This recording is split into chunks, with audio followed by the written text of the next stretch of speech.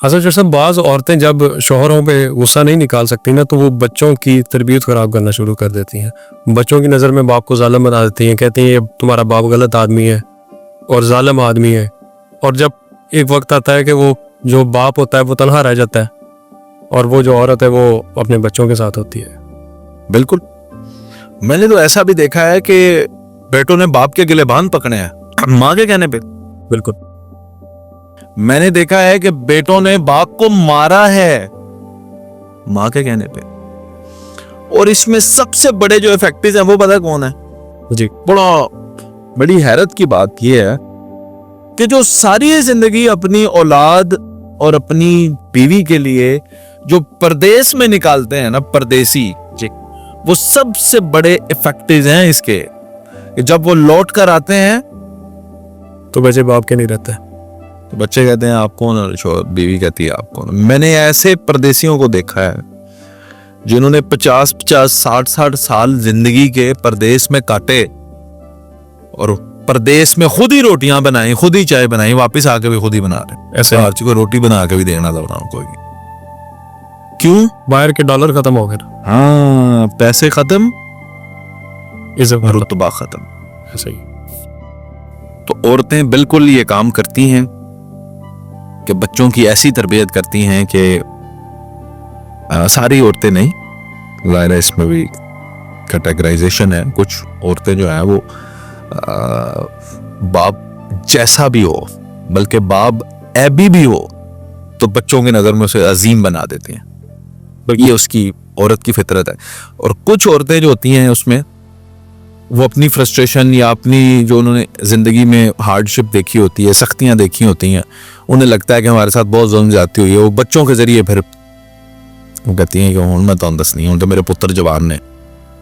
But this is wrong, ऐसा करना नहीं चाहिए। देखिए, माँ ने तो सारा दिन बच्चों के साथ रहना है, बाप ने काम पे होना है। बाप ने बच्चों को थोड़ा, बाज़ बाप तो ऐसे हैं कि जो जब जाते हैं बच्चे सो रहे होते हैं, जब आते हैं बच्चे सो रहे होते हैं। ऐसे ही है। कम मुलाकात हो पाती है। हालांकि मैं ये चाहता हूँ कि जितना माएँ टाइम देती हैं ना बच्चों को, उतना ना सही, लेकिन कम से कम आप कुछ टाइम जो है वो बच्चों को दें। जैसे मैं अगर आपको अपनी रूटीन बनाऊंगा तो मैं काम से आने से पहले नाश्ता बच्चों के साथ करता हूं और मैं अपने दोनों बच्चों को 1 घंटे के लिए खुली जमीनों में लेकर जाता हूं। सही। एक तो उन्हें मट्टी में मैं छोड़ देता हूं कि करो अपनी बर्बादी मट्टी में, तुम कपड़ों की और हर चीज की वो खेलते हैं। फिर जानवर, गाय, भैंसें, ये वो, इन बैक्टीरियोफोबिया से आप उनको दूर रखो। मैं उनको जरा, तो क्योंकि आजकल के बच्चों को गोबर से वो कहते हैं स्मेल आ रही है, तो मैं कहता हूँ चलो यही मिट्टी है, हम तो इसी मिट्टी के हैं।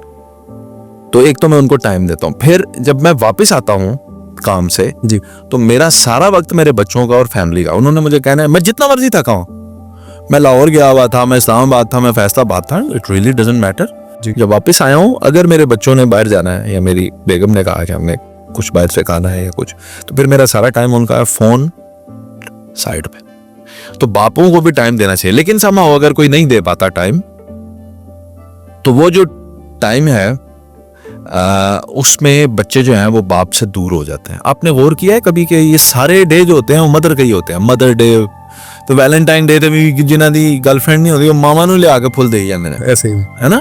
बिल्कुल ऐसे। सारे डे माँ के ही होते हैं, बाप दा कोई डे नहीं मनाते। हालांकि होता है फादर डे, लेकिन कोई नहीं मनाता। सारियां जफ्फियां मामा नूं ही पाई जांदे ने, प्यो नूं जफ्फी नहीं पांदे। बेटे और बाप को ना गले मिले बड़ा अरसा गुजर जाता है। मैं कहता हूँ ईद पे भी पता नहीं किंज मिलते ने, चक चक। और नहीं, वो बुजुर्ग है ना, उनसे जरा मैं शर्माता हूँ। वो की तेरी जिंदगी है यार, तू बुजुर्गां तो शर्माना है। और मैं आपको एक मजे की बात बताऊं, ऐसे भी मैंने बच्चे देखे हैं दूसरे बुजुर्गों के पास, बड़े बुजुर्गों के पास जाके उनके गोडों में, मेरे पीर हैं जी, मेरे मुर्शिद हैं, उनके गोडों में बैठते हैं, अपने प्यो नूं कदे मुंह ही नहीं लाया। ऐसे ही है। उनके लिए नजराने चढ़ाते भी होते हैं। ये जो पंजाबी का मुहावरा है ना, घर दा पीर होला हुंदा है। हाँ जी, ये मुहावरा है इन्हीं के माँ बाप के मतलब, माँ बाप के मुतालिक है भी। उनको तुम लिफ्ट नहीं करवाते, जाके दूसरे पीरों के पास बैठ। तो भाई पहली 10 सगा यही है। ऐसे ही है। माँ बाप मैंने जो भी दुआ अपने लिए अपने माँ बाप से करवाई है ना, वो लाजमी पूरी रहेगी।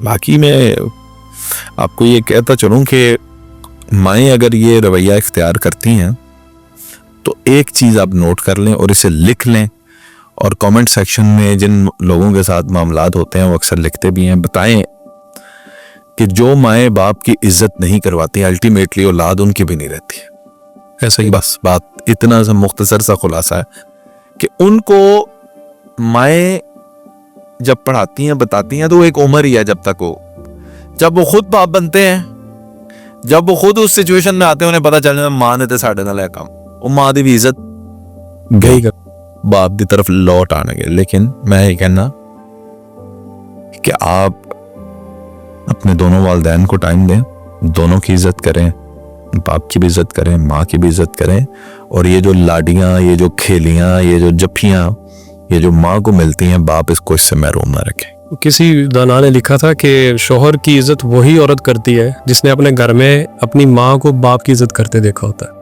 अगर वो ऐसा नहीं देखती तो वो आगे भी ऐसे ही इम्प्लीमेंट कर सब देखें। फिर मैं वही कहूँगा, नरोज खान साहब, डकैतों के घर डॉक्टर पैदा हो जाते हैं, डॉक्टरों के घर डकैत पैदा हो जाते हैं। बड़ी बड़ी अच्छी सुलझी हुई ख़वातीन जो हैं वो बाज़ औक़ात किसी बड़ी गलत सोसाइटी में बैठी होती हैं और बड़ी ही पाक साफ और अच्छी जगहों पे भी बाज़ औक़ात कोई गलत करैक्टर के लोग हो सकते हैं। तो ये तो डिपेंड करता है टोटली सिचुएशन के ऊपर। हाँ, जो आपका मौजू था, जो आपका सवाल था वालिदैन की इज़्ज़त के हवाले से और बाप को ख़ास तौर पे प्रायोरिटाइज़ ना करना, तो ये इस माशरे में नासूर है। लेकिन वही बच्चे कामयाब हैं कि जिन बाप के साथ ही इज़्ज़त है। बाप का अगर कोई नहीं बना तो उसने दुनिया में किसी का क्या बनना है। और माँ जो है वो नाराज़ नहीं होती। माँ से आपका कोई 19-20 हो भी जाए तो कोई मसला नहीं है, माफ़ कर देगी। बाप राज़ी करो, जन्नत खाली माँ के पैरों थले नहीं से प्यो को भी लैनी। एक आखिरी बात आपसे गुजारिश करूंगा, मेरे वाले साहब कहते होते हैं कि जिस बंदे के घर औलाद ना हो रही हो, ख़ास तौर पे जो बेटा होता है, वो अपने बाप से औलाद की दुआ ले, वो जल्दी पूरी होती है। मैं एक और बात आपको बताता हूँ, बहुत अच्छी बात आपकी है।